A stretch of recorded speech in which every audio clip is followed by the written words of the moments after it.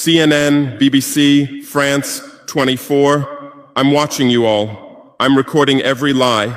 I'm archiving every distortion. I am Ibrahim Traore, and today I'm pulling off your masks. Yes, you heard correctly.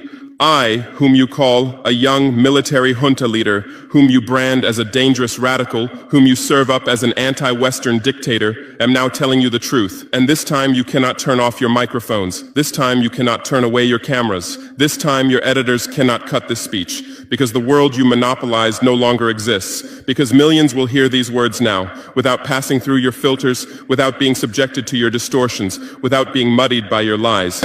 I am 34 years old. Every day of my life, I grew up with your lies. As a child, I would watch Africa on television. Always the same images. Children with flies, dry lands, weapons, death. This is Africa, they told us. This is what Africa is. And we believed it. We were ashamed of ourselves. We were ashamed of our own lands, of our own people. But then I grew up. I read, I researched, I questioned, and I understood that the Africa you showed us wasn't real. The story you told us was a lie. The fate you imposed on us was a script you had written. For years, how have you portrayed Africa? How have you shown it? How have you sold it to your viewers? As if we were creatures who had no share of humanity, as if we were savages left outside of civilization, as if we were wretches waiting for you to save us. Every day, every hour, every minute, the same story plays on your screens. Hunger, war, disease, corruption, terror, chaos. These are the words that come to mind when Africa is mentioned. In your Africa dictionary, there are no other words. No hope, no success, no development, no resistance, no honor, no pride, no victory. So I ask you, New York Times, Washington Post, Guardian, Le Monde, have you ever made Africa's successes your headlines? How many times have you written about Rwanda's technology miracle? How many times have you shown Ethiopia's reforestation project? How many times have you praised Botswana's democratic success? How many times have you described Kenya's entrepreneurial ecosystem? No, because these don't fit your scenario. Your Africa cannot be successful. It cannot, because then how will you legitimize your exploitation? If it's not in need of help, how will you intervene? If it's not backward, how will you look down on it? Have you ever asked yourselves, has any editor sitting at their desk, any news director in a meeting, any columnist at their keyboard ever thought, why are the people of the world's richest lands poor? Here are the numbers for you, real numbers. Africa owns 70% of the world's cobalt reserves. Your cell phone, your computer, your electric car won't work without cobalt. This cobalt comes from Congo, but Congolese can't afford cell phones. Africa owns 90% of the world's platinum reserves. Catalytic converters, electronic devices, medical implants, they all need platinum. This platinum comes from South Africa, but South Africans are crushed by unemployment. Africa provides 30% of the world's gold production. Mali, Burkine Faso, Ghana, Tanzania. Gold flows like rivers from our lands. But our people swim in poverty. Africa supplies 65% of the world's diamond production. Botswana, Angola, Congo, Sierra Leone, billions of dollars worth of diamonds are extracted, but our miners live on $1 a day. Africa owns 35% of the world's uranium reserves. Niger, Namibia, South Africa. Nuclear plants run on our uranium. Paris lights burn with our uranium, but our villages have no electricity. And you still ask, why is Africa poor? No, the right question is, how was Africa kept poor while being so rich? Here's your answer. Colonialism didn't end. It changed shape. You used to come and occupy our lands. Now you come and establish companies. You used to take by force. Now you make agreements. You used to rule with the whip. Now you rule with credit. Let me give you concrete examples.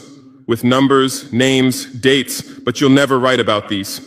Glencore, Swiss-based mining giant, extracting cobalt in Congo. 2022 revenue, $256 billion. Tax paid to Congo, $500 million. That's 0.2%. Is this justice? Rio Tinto, British-Australian mining giant, extracting bauxite in Guinea, 20 million tons annually. What's left for Guinea? Environmental pollution and cancer. Total, now Total Energies, French oil giant, extracting oil in Angola, Nigeria, Congo. 2022, profit, $36 billion investment in Africa, dirty pipelines, Anglo-American, founded in South Africa but now in London. Diamonds, platinum, iron, taking everything. What it left in South Africa, 6 million unemployed miners. And these are just the tip of the iceberg. What about the invisible, the secret deals, the offshore accounts, the transfer pricing tricks? Every year, $88 billion in illegal money flows out of Africa.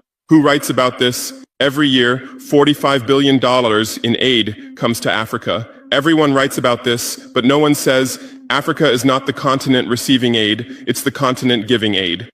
While you zoom your cameras on swollen bellies, there is a huge system working silently in the background. Every day, tons of gold, diamonds, cobalt, uranium, oil leave our land. But how? Here is the system. Step 1, create corruption, bribe our leaders, open offshore accounts, promise them a life of luxury, send their children to your schools. Step 2, make deals, get 50-year, 99-year concessions, ask for tax exemptions, be exempt from environmental rules, ignore labor rights. Step 3, control the infrastructure.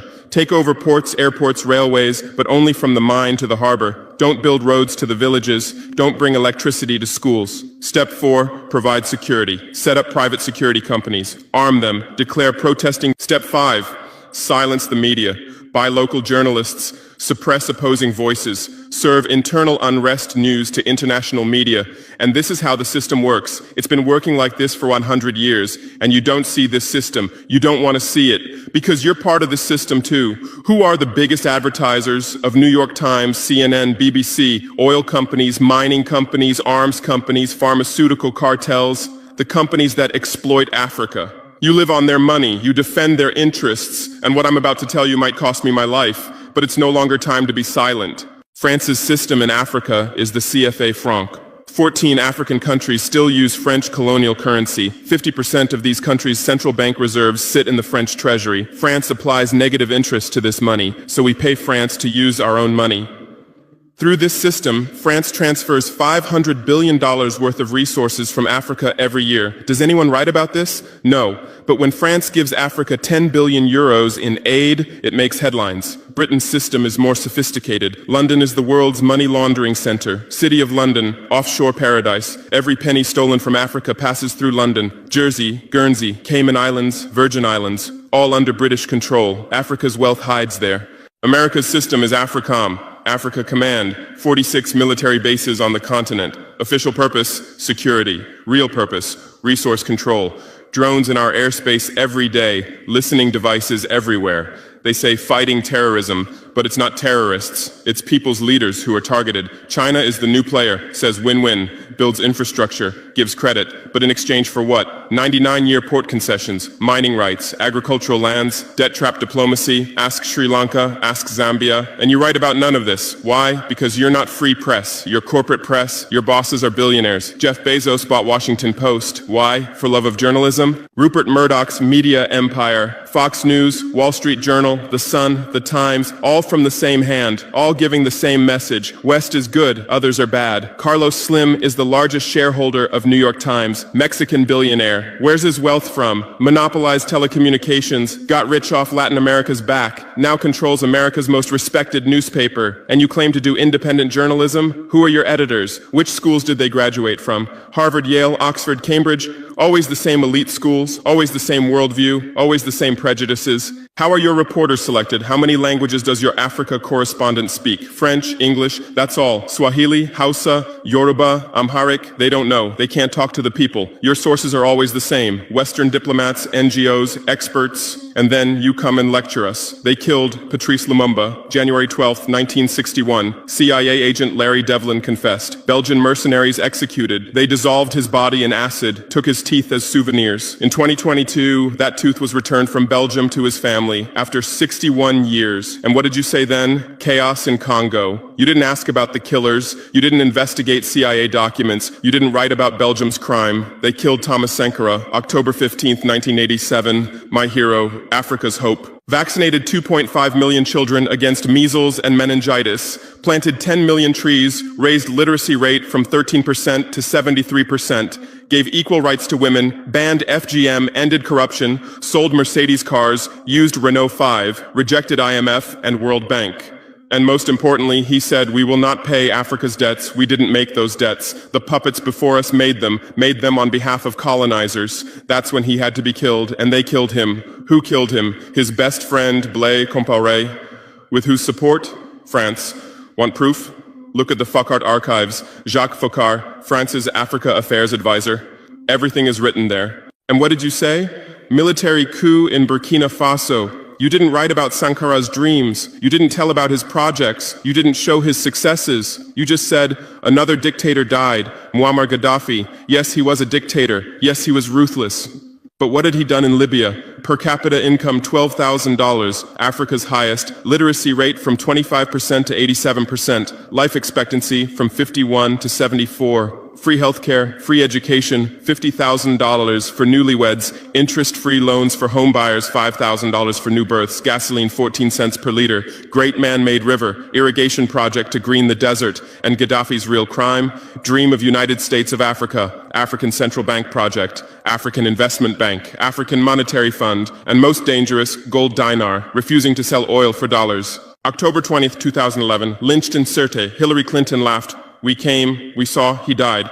Now look at Libya. 3 different governments, endless civil war, ISIS, Al-Qaeda running wild slave markets exist. Even CNN showed in 2017, oil being looted, weapons depots emptied, spread across Sahel. Do you call this democracy? Do you call this freedom? Do you call this success? And whose turn is it now? The Sahel, Mali, Niger, Burkina Faso. You want to make us Libya too. You want to make us Syria. You want to make us Iraq. But not this time, because we've awakened, because we've learned, because we've united. Operation Barkhane, France's Sahel Adventure, 2013-2022. Official purpose, fighting terrorism. Real purpose, resource control, 5 through 100 French soldiers. €1 billion annual budget. What's the result? 2013, 500 terrorists in Mali. 2022, 5,000 plus terrorists in Sahel, tenfold increase. What kind of success is this? But what were French soldiers doing? Protecting Niger's uranium mines for Areva, Orano, securing oil pipelines for total controlling ports and railways for Bolloré, and fighting terrorism? No, the opposite.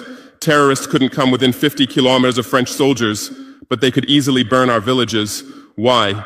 Because chaos served their purposes. If there's chaos, they could stay for security reasons. MINUSMA, UN peacekeeping force. In Mali, 15,000 soldiers, 1.2 billion annual budget. 10 years, result, 300 plus. UN soldiers died. Thousands of civilians died. Terror didn't decrease, it increased. And now you say Wagner is dangerous. Russians are taking over Africa. Wagner came, 1,000 soldiers. What happened in 6 months? Terrorists fled, villages are safe, mines are working, people are at peace. What's the difference? Wagner is an ally we invited. France is an occupier who came by force. Wagner follows the agreement. France blackmails, Wagner brings results. France produces excuses, but you don't write the truth. You say Russian mercenaries. Well, what is French Légion étrangère? Aren't they mercenaries? What is American Blackwater Academy? What is British G4S? What is Israeli Black Cube? They are security companies. Wagner is a threat. Why? Because Wagner isn't yours. And the terrorism issue? Who created this terror? Who founded Al-Qaeda? 1980s, Afghanistan, CIA, Pakistan ISI, Saudi money, against Soviets.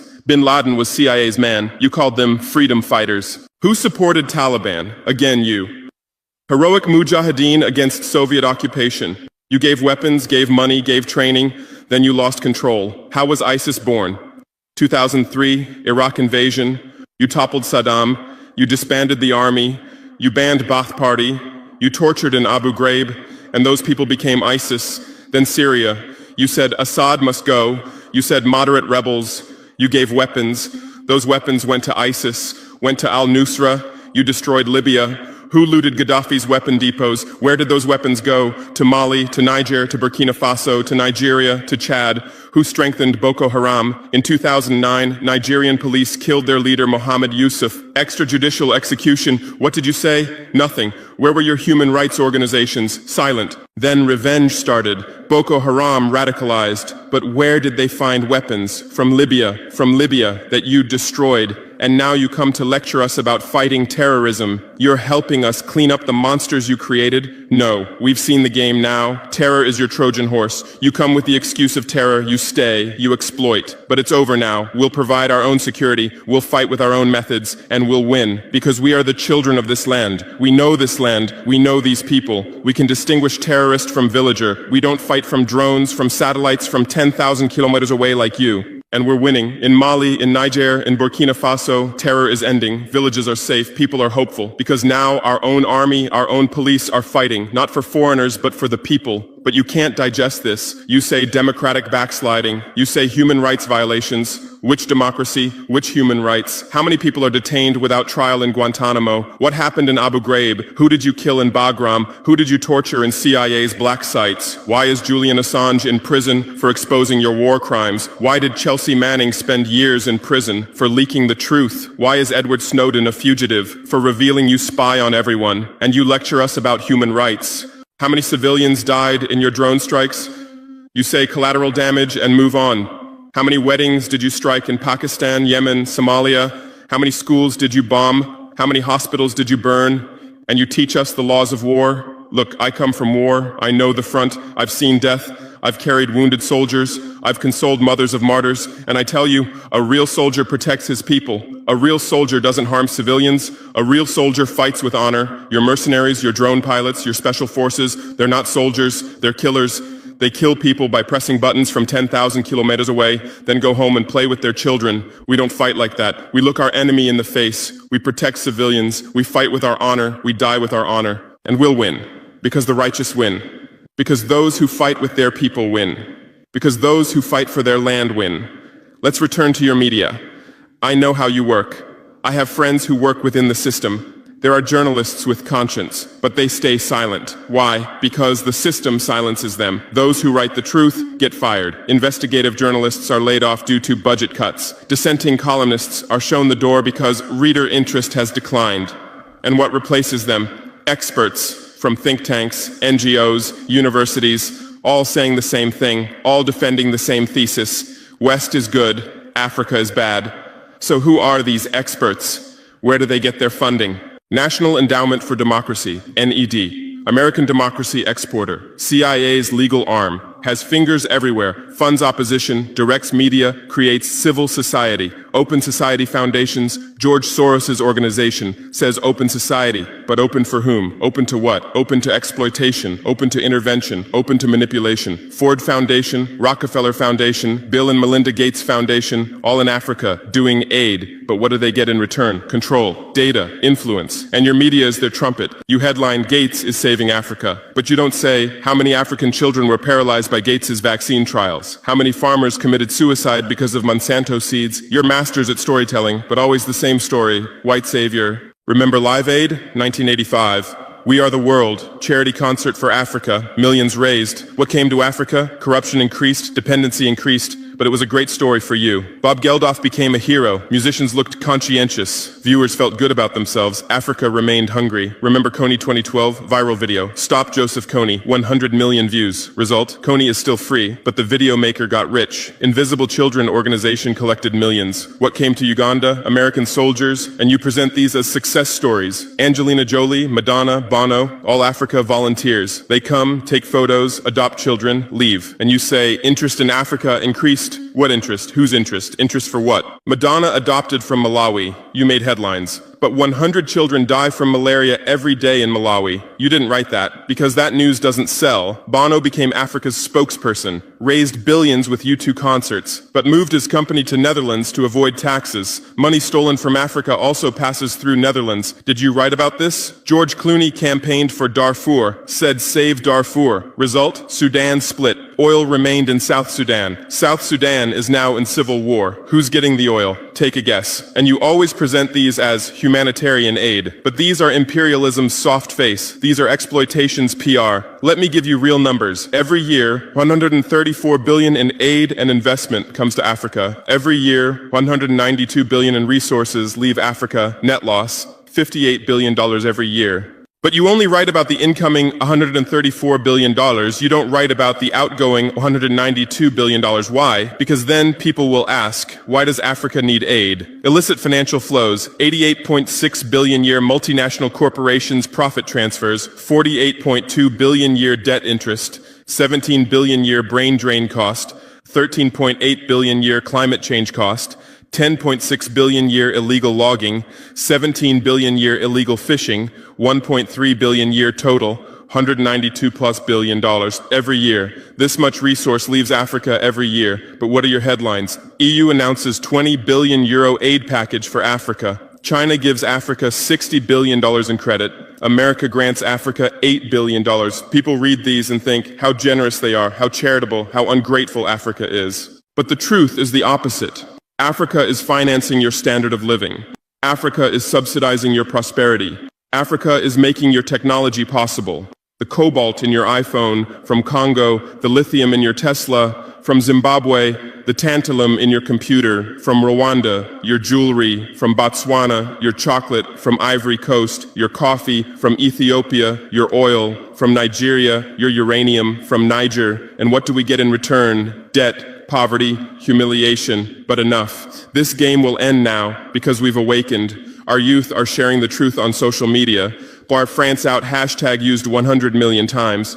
Africa is bleeding 50 million. On Stop Exploiting Africa, 75 million. And what are you doing? You say Russian bots. You say Chinese propaganda. You say disinformation. No.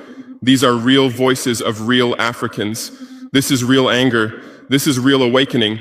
There are millions of youth on TikTok, videos celebrating French soldiers leaving, images applauding Wagner's arrival, content explaining the truth on Twitter, Instagram, Facebook. The same voice everywhere. Enough! And you're panicking because you're losing control. You're losing the narrative. You're losing the monopoly. You established fact-checking organizations. Africa Check, AFP Fact Check. Who funds these? Facebook, Google, Bill Gates. The same system again. What are you checking? Whose facts are you defending? We say France exploits $500 billion a year. You say false. Only $440 billion. As if that changes the situation, as if 440 billion is little. We say Wagner has been successful. You say Wagner violates human rights. Well, what were French soldiers doing? Bombing Fulani villages, arming Dogon militias, accidentally striking weddings. Your hypocrisy is so obvious that no one believes you anymore. Remember what Anderson Cooper said on CNN? Democracy is declining in Africa. Which democracy, Anderson? Your democracy? America's democracy? Your Capitol riot, January 6, 2021. You said, attack on democracy. 5 people died. Our Sankara assassination, October 15, 1987. You said, internal matter. 1 person died. But that person was the hope of 20 million people. In your elections, corporations fund candidates, lobbyists write laws. You call our elections rigged. In your country, police kill blacks. George Floyd, Breonna Taylor, Ahmaud Arbery.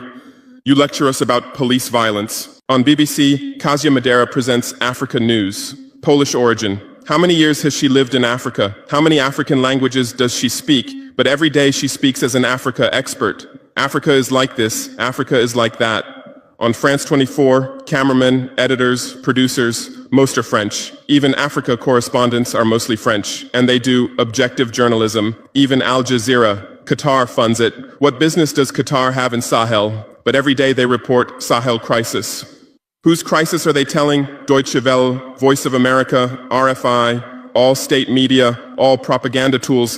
But they play the role of independent media, and our local media, most are sold out. Most are cowards, most are dependent. Le Pay's newspaper in Burkine Faso, who's the editor? Where did he get his education? Where does he get his funding? Who are his advertisers? We know the answers, all tied to the same system, all serving the same master. But a new generation is coming. Bloggers, YouTubers, podcasters, they have no masters, they have no fears. James Coco, Natalie Yam, Kemi Seba, they have millions of followers, they tell the truth, they expose the system, and you label them as extremists. You try to shut down their Twitter, you restrict their YouTube, but in vain. Truth cannot be stopped. You close one channel, 10 open. You silence one voice, 1,000 rise. Here's my final message to you. Your lies are ending. Your empire is collapsing. Your monopoly is breaking. And what's replacing it? Truth, justice, freedom. Africa is no longer your story. Africa is writing its own story, filming with its own camera, telling in its own language. And in this story, you're not heroes, not saviors, not benefactors. In this story, you're the guilty ones, colonizers, liars, thieves. But you still have a chance. You can still change. You can still stand on the right side. There are journalists with conscience among you. I know. I recognize them. We talk. I call out to them. Gather your courage. Write the truth. Rebel against the system. You might get fired. You might become unemployed. You might be threatened. But you'll be on the right side of history. You'll look at your children's faces without shame. Your conscience will sleep peacefully. And Africa won't forget you. Africa remembers its friends and its enemies. Be like Edward Snowden, be like Julian Assange, be like Daniel Ellsberg, stand with the truth, or continue with your lies, continue with your blindness, continue with your complicity, but know that your end is coming. Your viewers are decreasing, your credibility is eroding, your power is depleting. The new generation doesn't believe you, the new generation doesn't listen to you, the new generation rejects you, and that new generation in Africa is 600 million people, 60% under 25 years old, educated, connected, angry. They are my army, they are my weapon, they are my victory, and with them we're building a new world, a world without lies, without exploitation, without humiliation. In this world, Africa will be free, Africa will be strong, Africa will be a leader. And you'll remain just as a bad memory, a shameful footnote, a cautionary example. Future generations will read in history books. At the beginning of the 21st century, there were some media organizations. They lied, they served exploitation, then Africa awakened and they disappeared. That's your end. Inevitable, unchangeable, certain. I am Ibrahim Traore, not Burkine Faso's leader, but its servant, not Africa's dictator, but its child, and not your nightmare, but your mirror. Look well at this mirror. See yourself, see your lies, your hypocrisy, your crimes, and prepare, because Judgment Day is coming. Africa is awakening. The world is changing. Justice is manifesting. And you'll just watch. You won't be able to do anything else. Because history is on the side of the people. Truth is on the side of the oppressed. God is on the side of those who persevere. And we persevered. We persevered for 500 years. Now it's time for victory. Your lies are finished. Your masks have fallen. Your game has ended. Africa is free. Africa is strong. Africa is victorious forever.